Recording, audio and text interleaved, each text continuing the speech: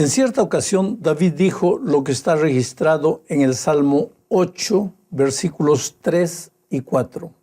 Voy a leer.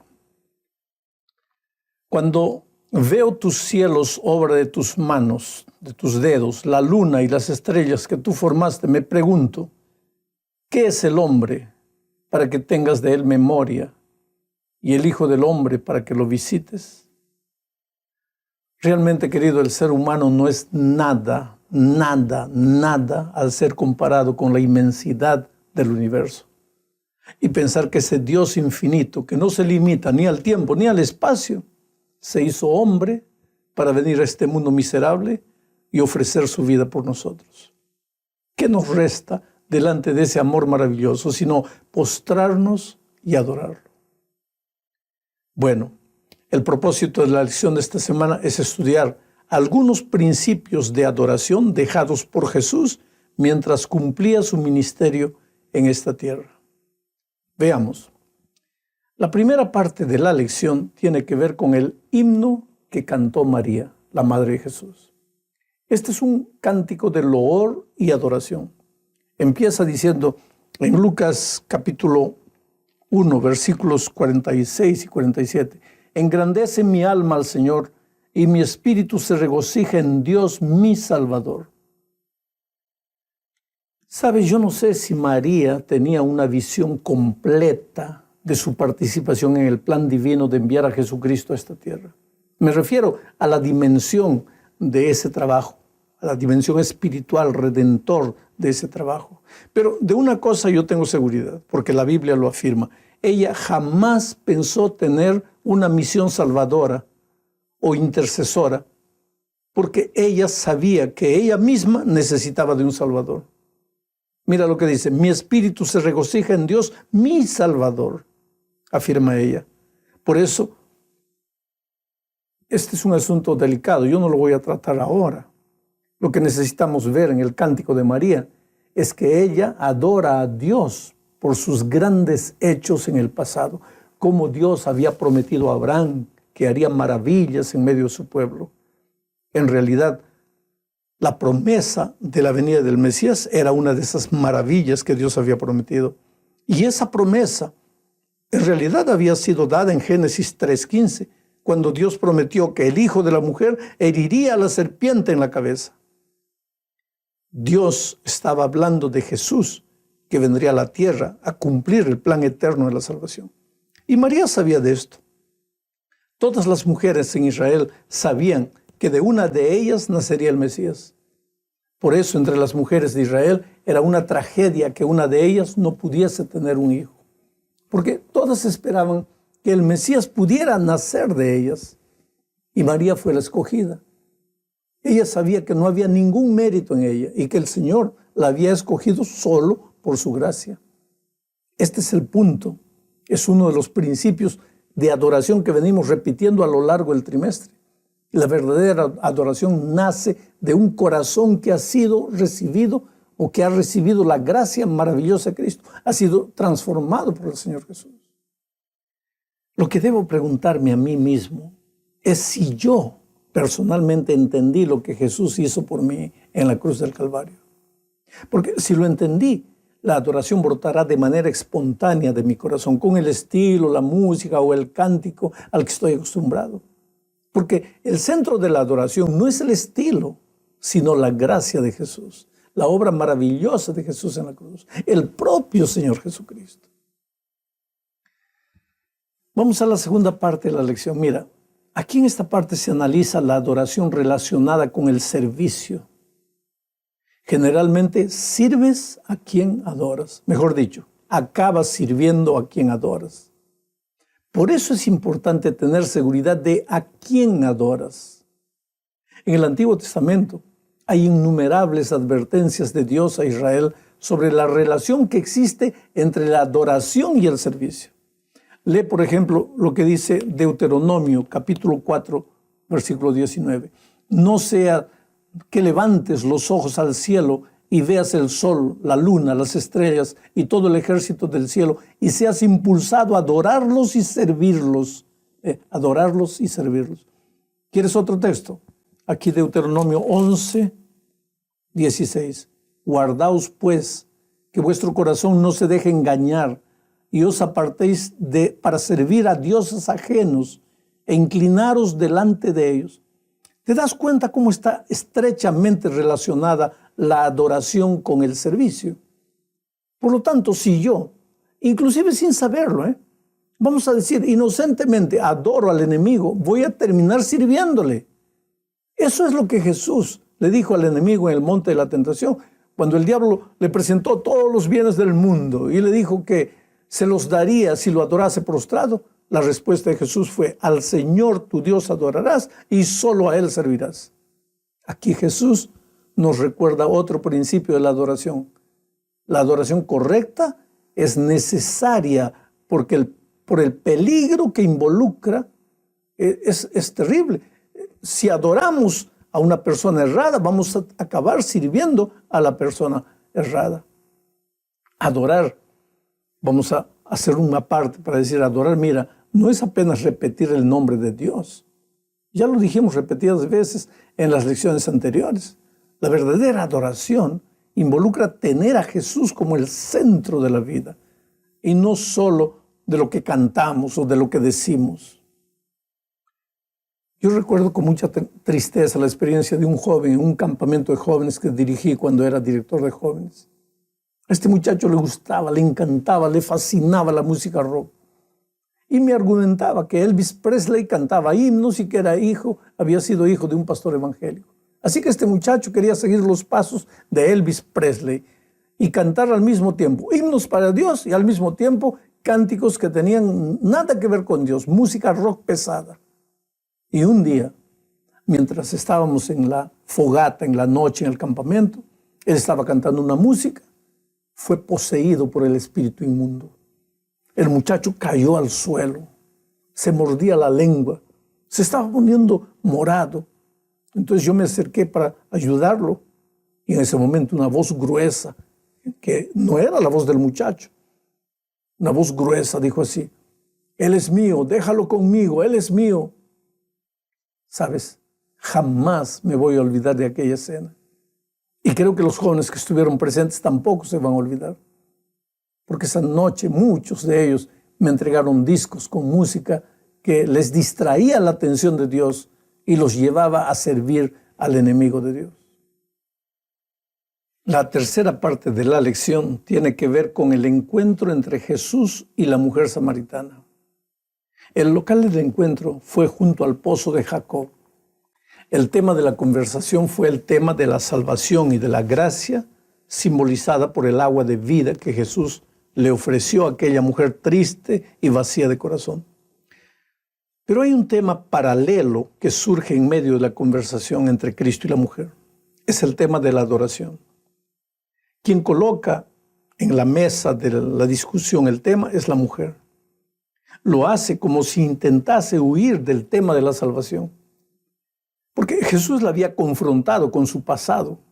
Le estaba ofreciendo ahora el agua de la vida y la mujer no sabía dónde ir. Su único camino era caer a los pies de Jesús y rendirse y aceptar la salvación que el Maestro le estaba ofreciendo. Pero la mujer, aquella mujer, es símbolo del ser humano que mientras puede correr del Salvador, sigue corriendo. Entonces ocurre el diálogo entre la mujer y Cristo que está registrado en Juan 4, 20 al 22. La mujer dice: nuestros padres adoraron en este monte y vosotros decís que en Jerusalén es el lugar donde se debe adorar. Jesús le dijo: mujer, créeme que la hora viene cuando ni en este monte ni en Jerusalén adoraréis al Padre. Vosotros adoráis lo que no sabéis, nosotros adoramos lo que sabemos, porque la salvación viene de los judíos. Hay algunos pensamientos que necesitamos destacar en este diálogo. El primero es la preocupación de la mujer por lo que sus padres hacían. Nuestros padres adoraban en este monte, dijo. Ella estaba preocupada en respetar la tradición, aquello que los hermanos de más edad hacían. Estaba en presencia de la propia salvación, pero su tradicionalismo no le dejaba ver las cosas. Su única preocupación En ese momento era respetar la forma de la adoración que sus padres habían respetado. ¿Podríamos nosotros correr ese peligro también? De por decir, soy conservador, olvidarnos que hay un tema mucho más precioso, que es el tema de la salvación. Ahora, veamos el segundo pensamiento. Jesús no se preocupa con la forma de las cosas, quiere decir, no se preocupa tanto con esos detalles. Si la adoración debe ser en el monte Gerizim o en Jerusalén, para Jesús aparentemente no hay problema. La hora viene, dice, cuando ni en este monte ni en Jerusalén adoraréis al Padre. Le responde. Oh querido, aunque la forma de la adoración tiene importancia, hay algo más importante que es la salvación. Y la preocupación de Jesús en ese momento es con lo que realmente vale. Él sabe que el lugar correcto de adoración es Jerusalén, tanto que afirma que la salvación viene de los judíos, pero no hace de eso un caballo de batalla, no discute, simplemente intenta llevar a la mujer hacia la salvación. Ahí, delante de él, hay una mujer perdida en sus miedos, en sus temores, en su vacío, en sus noches sin dormir, en sus valores invertidos, en sus pecados, en su tradicionalismo. Y aunque ella está muy preocupada con el lugar y la forma de adorar, Jesús la va llevando a una dimensión de la vida que ella no conoce. Pero hay un tercer pensamiento que podemos sacar del diálogo entre Jesús y la mujer. Jesús le dice, ustedes adoran lo que no conocen. Se estaba refiriendo a él. Ellos, los judíos o los samaritanos, no lo conocían. Lo estaban rechazando y sin embargo decían que lo adoraban. Ahora, ¿podría yo también correr ese peligro? Pensar que lo estoy adorando, creer que lo estoy adorando, decir a voz en cuello que lo estoy adorando cuando ni siquiera lo conozco. Piensa en eso y responde solo cuando estés en tu cama meditando. Vamos ahora a la cuarta parte de la lección. Aquí se presenta un principio básico de la adoración verdadera, establecido por Jesús en su diálogo con la samaritana. Está registrado en el capítulo 4, versículo 23, cuando dice, mas la hora viene y ahora es, cuando los verdaderos adoradores adorarán al Padre en espíritu y en verdad, porque también el Padre tales adoradores busca que lo adoren. ¿Qué tipo de adoradores busca el Padre? Verdaderos adoradores que lo adoren en espíritu y en verdad. Aquí la palabra espíritu no se refiere al Espíritu Santo, sino a la emoción, al sentimiento, al corazón del adorador. Ninguna adoración verdadera puede parecer una marcha fúnebre. Hay cristianos sinceros que tienen miedo de emocionarse.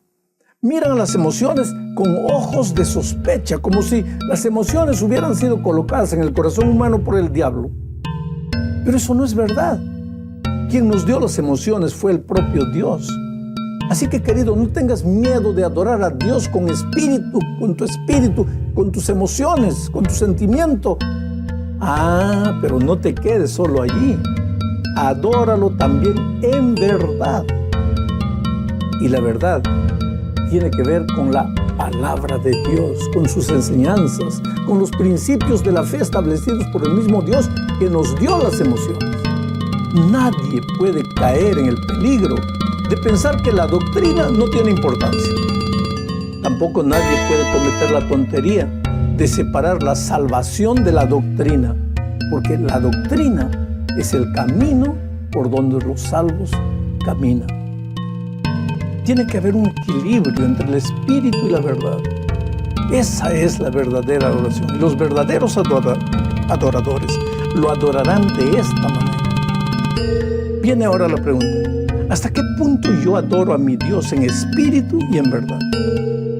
Recuerda algo más que dijo Jesús. Viene la hora, y ahora es. No mañana, no ayer. Hoy es el día de buena nueva. Si hay algo que cambiar, cámbialo hoy. Llegamos al fin de la lección hablando de Jesús como el centro de nuestra adoración. ¿Sabe, querido? Jesús es Dios. no me voy a desviar de la lección tratando de probar que Jesús es Dios. Desde el principio Él estaba con Dios y Él era Dios. En el monte de la tentación le dijo a Satanás: al Señor tu Dios adorarás y a Él solo servirás. Y a lo largo de su ministerio aceptó la adoración de sus discípulos. Entonces, si solo Dios debía ser adorado y Él aceptaba la adoración, era porque Él también es Dios.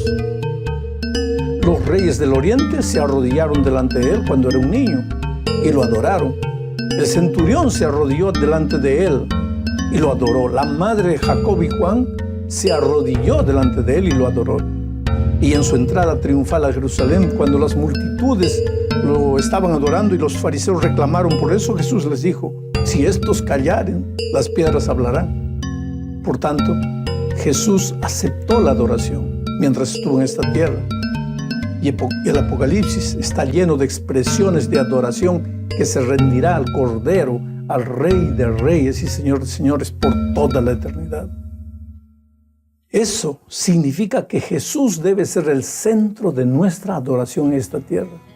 Pero vuelvo a repetir, este no es solo un asunto de palabras. El propio Señor Jesús advirtió en Mateo 7:21, no todo el que me dice Señor, Señor, entrará en el reino de los cielos, sino el que hace la voluntad del Padre, de mi Padre que está en los cielos.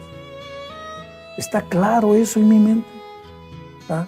De que adorar a Dios, tener a Jesús como el centro de mi adoración, de mi experiencia cristiana, no es solo decir Señor, Señor. Está claro que yo salí de la teoría y entré en el terreno de la vida práctica. Al moverme, al hacer, al comprar, al vender, Jesús es el centro de mi experiencia. Si es así, entonces Él será el centro de mi adoración. Y si yo aprendo a adorarlo en esta tierra, pues en toda la eternidad viviré adorándolo. Que Dios te bendiga.